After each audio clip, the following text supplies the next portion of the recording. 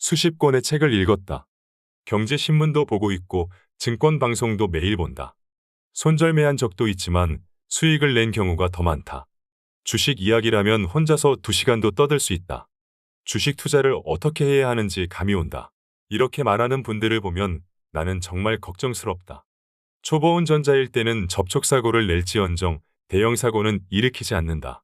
운전에 대한 긴장감이 안전 운행을 하도록 만들기 때문이다. 초보 운전자는 같은 도로에 있는 다른 차량들보다 천천히 간다. 신호등에 노란불이 들어오면 서고 파란불이 들어온 것을 확인한 뒤 가속 페달을 밟는다.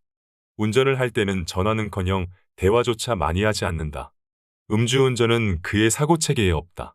그런데 1에서 2년쯤 지나면 달라진다. 추월당하면 기분이 나쁘고 앞에서 달리던 차가 백미러에서 멀어지면 기분이 좋아진다. 신호등이 노란불로 바뀌어도 과감하게 페달을 밟고 칼같이 신호를 지키는 운전자에게 오히려 삿대질을 한다. 시속 100km로 달리면서 전화통화와 커피를 동시에 즐긴다. 경찰이나 카메라가 없다면 교통법규를 위반하는 것이 이익이라고 생각한다. 투자의 세계에서도 이런 현상이 나타난다. 투자는 현재를 통해 미래를 예측하는 것이기에 기본적으로 자신의 판단에 대한 자신감이 필요하다. 나는 기업에 대한 확신이 생기면 과감하게 투자를 한 뒤 2에서 3년을 기다린다. 이보다 더 빨리 내가 예측했던 미래가 현실이 되기도 하고 더 늦기도 한다. 모든 예측이 그렇듯 현실이 되지 않는 경우도 있다. 그런데 그동안 짭짤한 수익을 냈고 스스로 주식 투자의 감을 잡았다고 생각하는 사람은 미래를 훤히 내다본다는 듯이 행동한다. 차트를 봐. 이건 상승할 수밖에 없어. 두세 달 이내로 상한가 몇 번은 나올 거야 라는 식이다. 시장의 흐름도 알고 단기적인 주가의 흐름도 알고 기업의 미래도 딱 보면 안다고 생각한다. 미래를 훤히 알기에 기업을 관찰하고 소통하고 기다리는 노고 따위는 필요 없다. 이로써 대형 사고를 칠 조건이 갖춰진다. 자만심과 탐욕의 결합이다. 대형 사고는 늘 확실한 종목에서 터진다. 차트는 골든 크로스를 그리고 대형 호재가 될 공시를 앞두고 있으며 주가는 이미 바닥이라 더 떨어질 일이 없다. 몇 개월 안에 크게 상승할 것이 확실하다. 그렇다면 해야 할 일은 한 가지밖에 없다. 보유하고 있는 모든 자금을 끌어모으고 가족과 친구에게 돈을 빌리고 은행에서 대출을 받은 다음 신용 매수를 한다. 몰빵은 기본이다. 상한가 한두 번만 나와주면 빌린 돈과 이자를 갚고도 원금의 몇 배는 벌 수 있다. 너무 위험한 벼랑 끝 전술이 아니냐는 누군가의 걱정은 뭘 몰라서 하는 말이다. 몇 개월 이내에 괜한 걱정이었음을 알고 동참하지 않은 것을 후회할 것이다.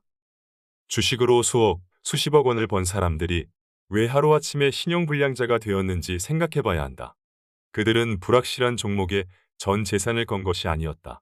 차트든 기업에 대한 분석이든 내부 정보든 확실하게 믿는 구석이 있었다. 그들에게 미래는 이미 실현된 것이나 다름없었다. 남은 일은 큰 수익을 내고 승리의 함성을 지르는 일밖에 없다고 여겼다. 물론 장담했던 미래가 현실이 될 때도 있다. 처음부터 밑도 끝도 없이 자신의 통찰력과 정보력에 감탄하면서 미래를 장담하는 사람은 없다. 예상했던 미래가 현실이 되는 경험, 선취한 정보로 크게 수익을 냈던 경험이 반복되면서 과감하게 미래를 예언하게 되는 것이다. 이러한 자만심은 결국 투자자를 신용불량자로 만든다. 예언이 빗나가는 시기가 늦게 올수록 대가는 더욱 혹독해진다. 동원 가능한 자금이 많아질수록 빚의 규모도 커지기 때문이다. 차트는 과거의 주가 흐름과 거래량을 그려놓은 그래프일 뿐이다. 때로 작전 세력은 막대한 자금을 동원해 차트를 예쁘게 그리기도 한다. 경영자에게 들은 정보라 해도 100% 확실하지는 않다. 작전일 수도 있고 경영자의 오판일 수도 있다. 기업에 대한 분석을 제대로 했어도 그것이 시장에서 인정받는 데는 시간이 걸린다. 그 사이에 주가는 기업의 가치보다 훨씬 낮게 형성되기도 한다. 시장은 여러분이 신용 매수를 했든 대출을 받았든 사정을 봐주지 않는다.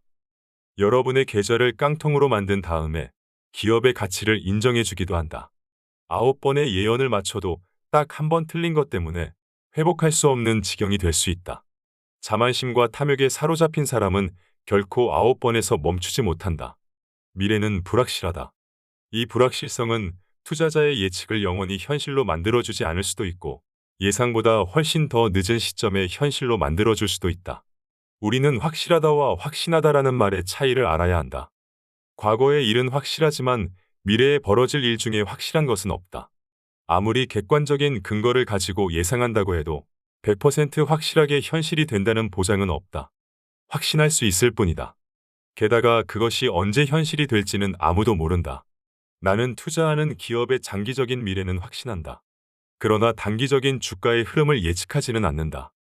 주가는 언제나 기업의 가치를 반영하지만 또 언제나 시차가 발생하기 때문이다. 특정 시점의 미래를 확실하다고 장담하는 순간 자만심에 의한 투기가 된다. 주식시장에서 자신의 예상이 현실화되는 경험을 몇 번 하고 나면 과감하게 미래를 예언하게 된다. 그러나 이러한 자만심은 결국 막대한 손실로 돌아온다. 미래는 불확실하다. 다만 확신할 수 있을 뿐이다.